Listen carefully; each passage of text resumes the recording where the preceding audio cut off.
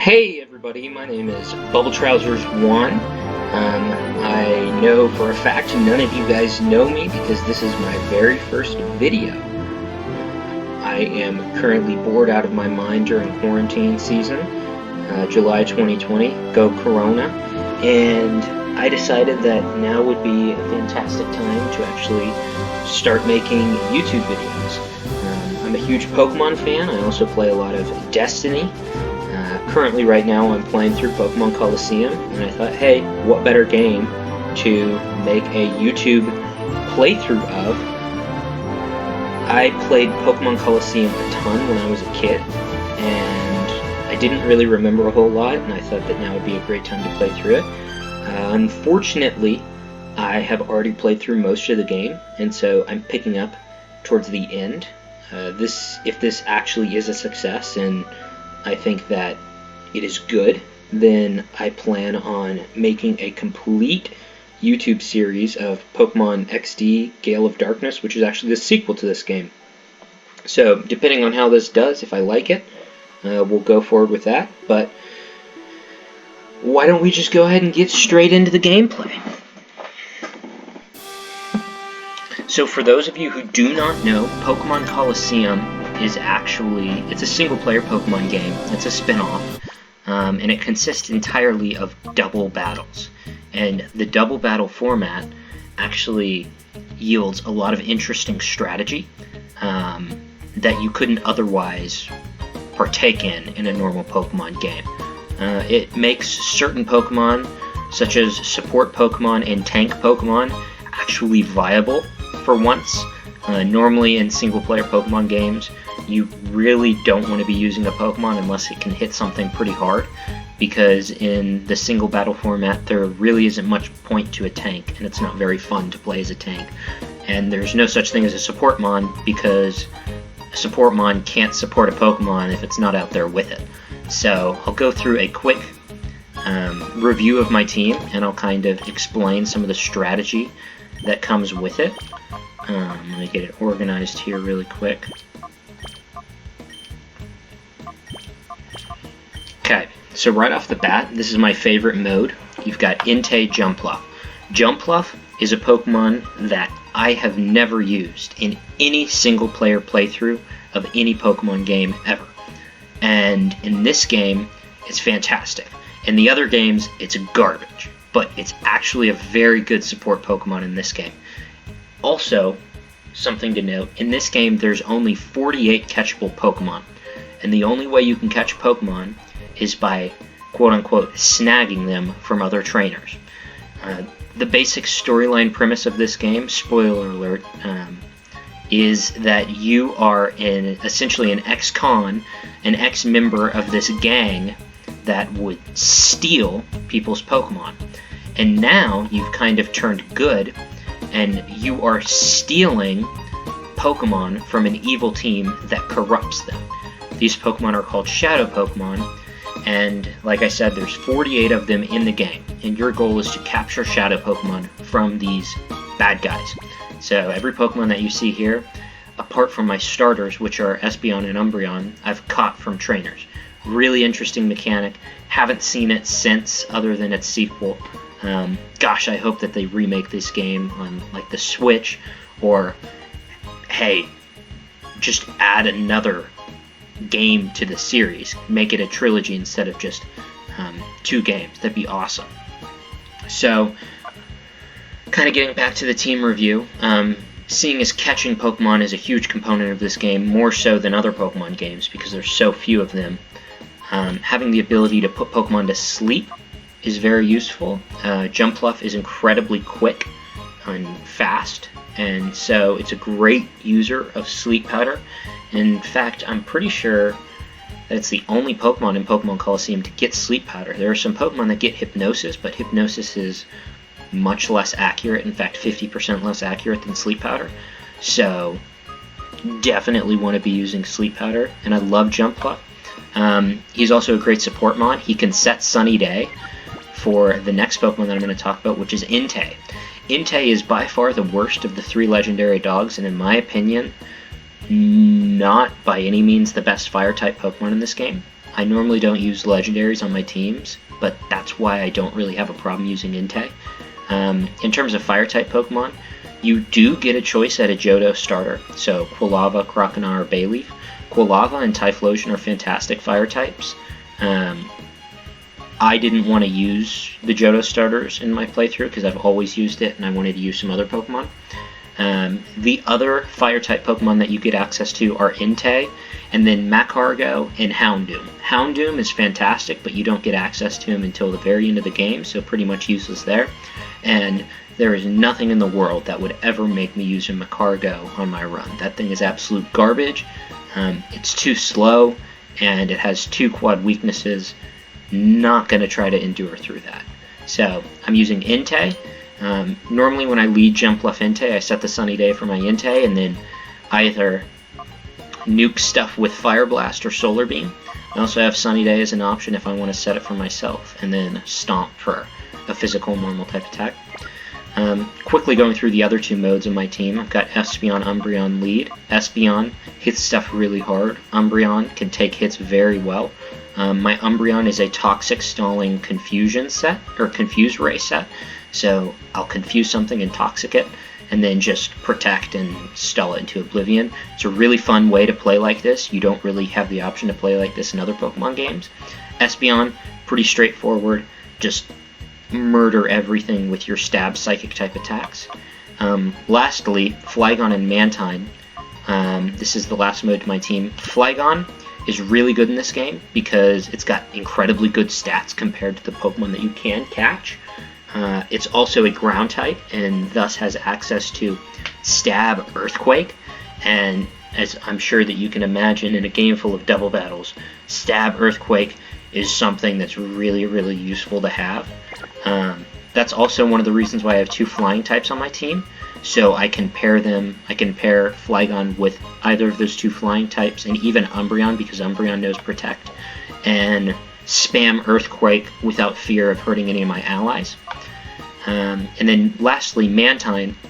Mantine is surprisingly good. In fact, I think that it would be overpowered in this game if they had given it access to Surf. A lot of the other water Pokemon that you have access to in this game have access to Surf, and Surf, like Earthquake, is incredibly powerful. In fact, I would argue that Surf is more powerful than Earthquake because in these early gens, when you use Surf in a double battle, you didn't hurt your ally, so that's makes it incredibly good. And to balance Mantine, they didn't give him Surf. Mantine has access to Swift Swim, which is fantastic, meaning that his speed, he's almost as fast, if not faster, than my Espeon in the rain, and his special defense stat is absolutely through the roof. It's basically, Mantine is essentially a special-oriented version of Skarmory. So Mantine's really good. Moves, Bubble Beam, Blizzard, Rain Dance, Supersonic. Bubble Beam for stab, Rain Dance because I want something to be able to set the Swift Swim for myself. Blizzard for coverage, Supersonic for utility. My team's pretty simple, but it's also very effective. So I'm going to stop rambling on about my team design. I spent a ton of time designing this team, and it's been a lot of fun. In fact, I feel like it's been the most effective team that I've ever played through this game with. So if you guys want to take inspiration from me, feel free to. This game makes it really challenging to build a team just because you have so few options. But yeah, let's go ahead and get into it. So I actually recorded an episode before this as kind of a trial run and noticed that the audio was off. Hopefully I've fixed the audio problem. It was really hard to hear me over the game audio. I'm hoping that that's not an issue, but in the last episode we actually took out 2 of the 4 admins that we fought throughout the game, Mirabee and Dakum. They were pretty easy, went through them with little to no issues. So in this episode, hopefully we're going to be taking on Lady Venus and Cipher admin Ian. So let's get into it. Yeah. Oh, cool. Okay. So I can heal up here. This game's also kind of annoying in that you can only save at PCs. It's something that they introduced in this game. It makes it kind of annoying to catch Pokemon, but, you know, whatever. Just just a little quality of life thing. But yeah, man, this game is so much fun. I remember playing this game as a kid, and gosh, it's fantastic. I mean, if you guys have never played this game, I highly recommend playing it. I'm currently not playing on GameCube, as I'm sure you can imagine. I'm playing on an emulator on my PC. I don't have a very hardcore PC. I'm running with a Dell XPS 13 from like 2016, and it's running the game fine. The emulator that I'm using is Dolphin. I'll throw a link to it in the description of this video if you guys are interested. And then I just downloaded the Pokemon Colosseum ROM off of the internet. I'll also try to go back and find the link that I used to download it and throw it in the description as well. But yeah, if you guys have a semi-modern PC, highly recommend running through this game if you haven't before, because it's so much fun. So it seems like we've got 2 trainers to battle. Probably going to have some Pokemon to snag. I'll talk to this guy first. Oh yeah, so you're telling me that you'll knock me out of the way? Hell yeah, I'm going to knock you out of the way. Heh. You'll know right away if that's possible by battling me. Well, I'm pretty sure it's going to be possible. Cipher, Peon, Arton. The names in this game are incredibly weird as well, but the music is fantastic, so I'm okay with that.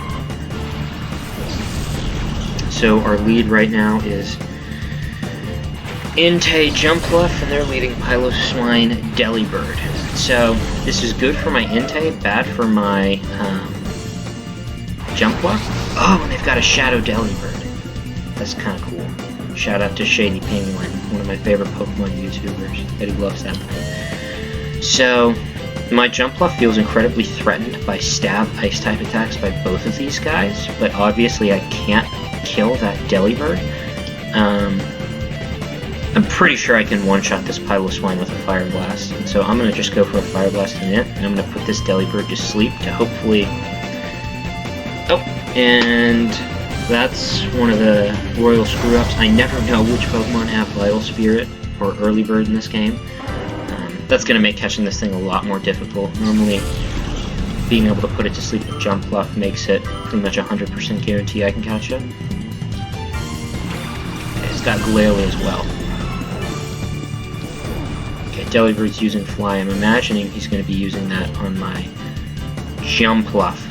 So, probably just going to switch this thing out. Especially since I can't put anything to sleep. Switch out to my Umbreon, take this Fly like a champ. Yeah, another thing about this game. Currently, the most recent Pokemon game to come out was Pokemon Sword and Shield. And the game got a lot of flack for how crappy the animations are for being on a modern day console. And I'm not one of those Pokemon fans that likes to criticize everything that the Pokemon Company does, but just looking back on this game for a spin-off that was made basically 15 years ago, this game's animations are 10 times better than the animations in Pokemon Sword and Shield. Another reason why I've had a lot of fun playing this game. I mean, normally I'm not the kind of guy to say animations can make or break a game, but in this game, I feel like they just make it so much more fun. I'm gonna stomp this Delibird. Should I? No, it's not worth the risk. I'm not sure if I'm gonna kill it or not. I'm gonna play it safe. I'm just gonna throw a Pokeball at it, and I will try to weaken it with Bite. Delibird will not be on my final team, but I'm going to for a 100% run on this game, meaning that I catch every Shadow Pokemon. Currently I'm about 2/3 of the way there. And wow, okay, that was kind of simple. Now, I'm sorry you guys are going to see me run back and save after a lot of stuff. Mainly because I want to be able to get these Pokemon every time. So, that's kind of annoying. If this video actually hits YouTube and I notice that these parts are really boring, I'll figure out a way to cut them out.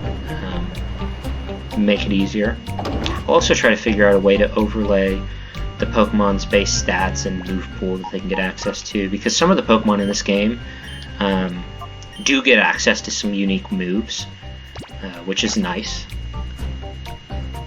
In fact, in order to play competitive Pokemon back in the day during the 3rd generation, you had to have this game for the most part, because this game was one of the only ways to get certain threats like Tyranitar, and it was also one of the ways to get certain moves on these Pokemon. So for example, in the sequel to this game, you can catch Larvitar with Dragon Dance, and you couldn't do that in regular Generation 3. So, alright, we're going to have the same lead. Are you looking to get past this door? Yes. I'm guessing there's a daredevil in you. Damn straight, lady. Cipher Peon. Is that Bila? Leading with a Sunflora and Jumpluff.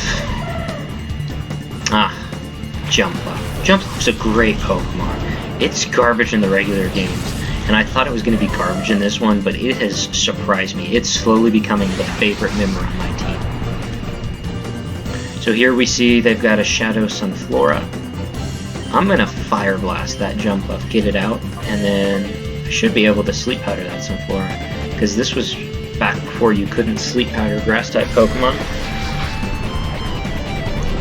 Yet another reason why Jumpluff is really solid. Sunflora falls asleep. When you gave me Sunny Day to kill you, that's fantastic. It's one of the reasons why I didn't Sleep Powder that thing. Man, Entei's Fire Blasts in the sun, even though he's only rocking with a base 90 special attack stat, he absolutely nukes things. In fact, I'm not sure if I'm going to replace... But my controller seems to be screwing up here.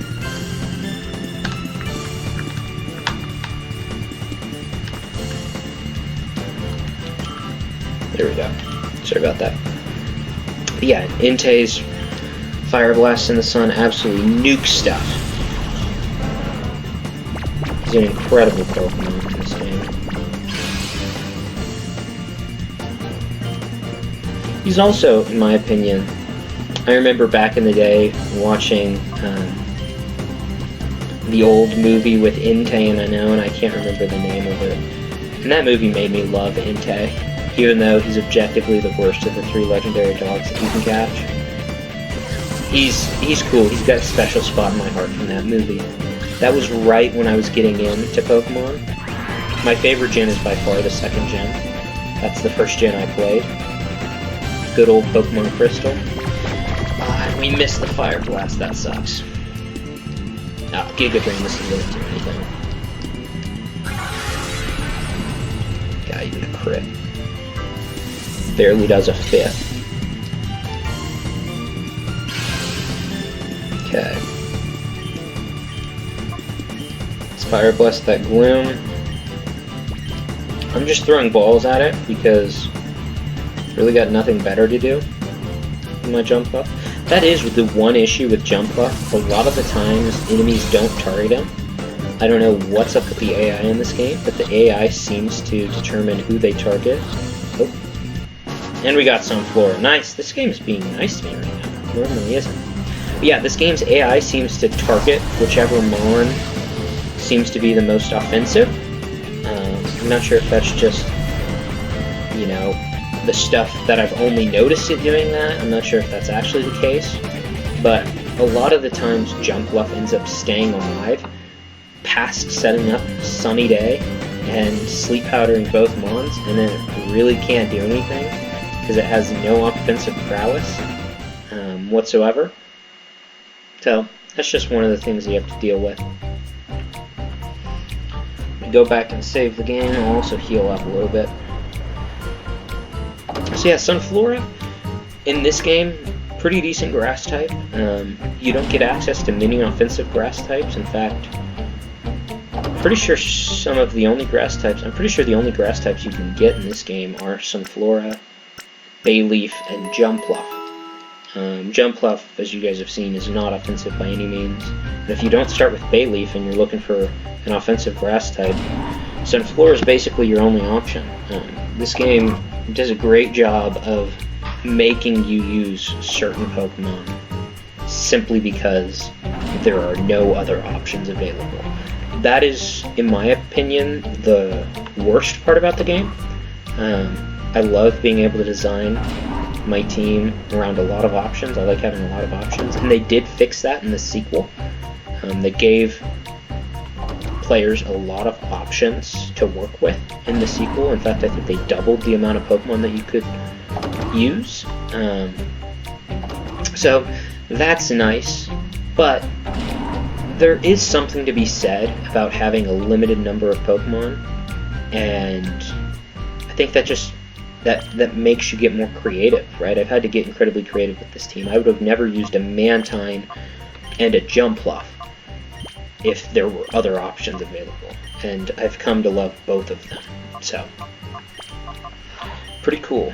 So this guy specializes in electric types, meaning that Mantine's probably not the best bet. He likes to set Rain Dance and use 100% accuracy Thunders. This is also the guy where I originally caught Raikou from. So, because I caught Raikou, he's going to have a different Pokemon. If you guys are playing this game and you managed to not catch the legendary dogs the first time around, this is your best bet as to where you get them. In fact, I'm pretty sure that this is your only second chance to get them. I could be mistaken there. But definitely, if you didn't catch them the first time, prioritize catching them now. So, with that Rhydon, I'm really not that afraid of that Rhydon. In fact, I'm more afraid of the Stormy, so I'm going to put it to sleep, and then I'm just going to Earthquake. And Rain Dance. So I'm not expecting a Thunder or anything from that Rhydon. In fact, I'm expecting maybe a Rock-type move into my Jumpluff, or a normal-type move into my Jumpluff. That's why I'm not afraid of it. Okay, Earthquake. It should do a lot to both. Yeah. Yeah, I was gonna say, it should be a 2-shot on both. Oh wow, Rhydon sets up the Toxic. I'm gonna set it up on Jumpluff. In my opinion, that's perfectly fine. I don't really care. That Starmie's asleep. Now, one thing I am gonna do, just to troll this guy's team, the rain really isn't doing anything bad for me, but I don't want it benefiting him at all, so I'm going to set up Sunny Day, just because I can, and Earthquake. Thing uses Protect, kill it next turn, not a big deal. Yeah, that's what's so good about Flygon in this game. You just spam Earthquake, and it just kills everything. It's so powerful. Starmie down, let's see what's next.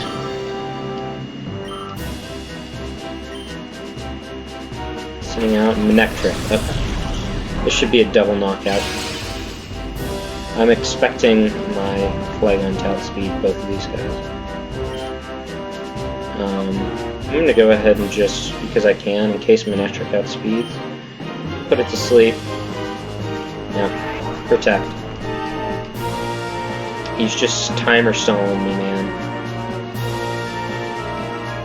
I'll get it next turn. Yeah, Protect, nowadays in VGC, one of the best moves for doubles. Even in in-game play, Protect in this game, really good. Lets you synergize with some Pokemon that you wouldn't otherwise be able to. Okay, so that Crobat is a threat, because I can't hit it with Earthquake. But for now, I'm just going to put the thing to sleep and Earthquake. See, that's what's awesome about Jumpluff. He's not offensive, and so he can't nuke stuff and take them out that way, but he can say, hey, I don't like you, you're a threat, I'm just going to put you to sleep and worry about you later. So right now, this is a one-on-one.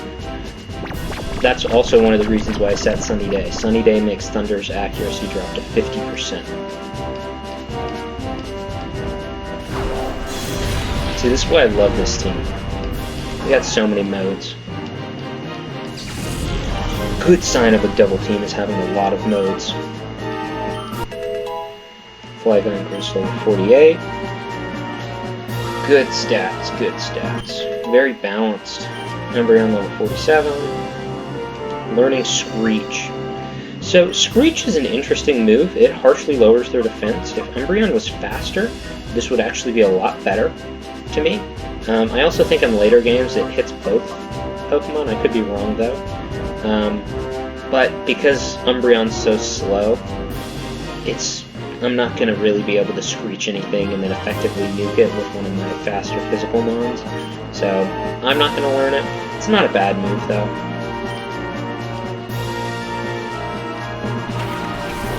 Pelipper.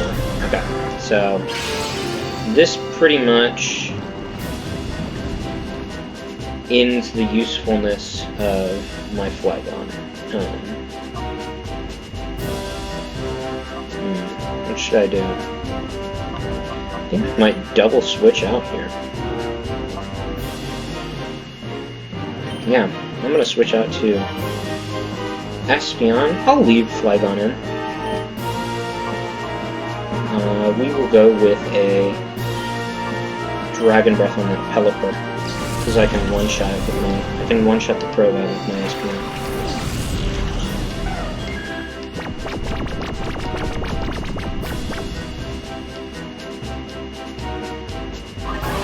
Should do a fair chunk. Flygon's special attack stat isn't awful. Yeah, it's not bad. Then we get the Para. That's nice. Okay, it's gonna use Fly. That sucks, but it's also not a big deal. It's just delaying the inevitable. Let's take out this Crobat. We'll Dragon Breath into the Crobat as well. So we can't hit the Pelipper.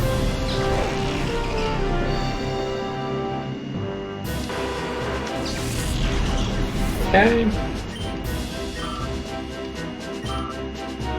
Pelipper's still up. Wow, that's lucky. So this thing should go down to one Cipher pretty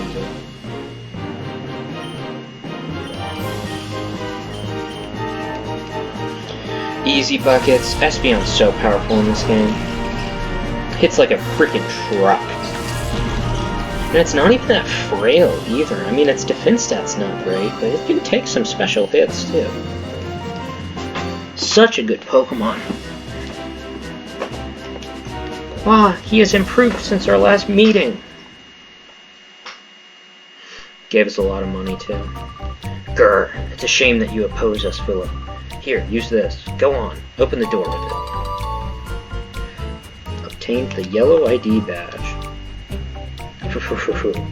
What waits beyond the door? Why, you should see with your own eyes. Buddy, I know what waits behind that door.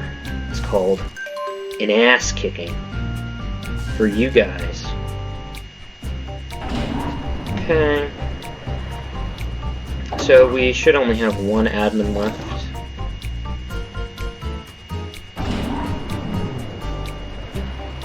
And it should be Lady Venus. Okay. Yep, we're missing, I think, the purple. She should be this way as well.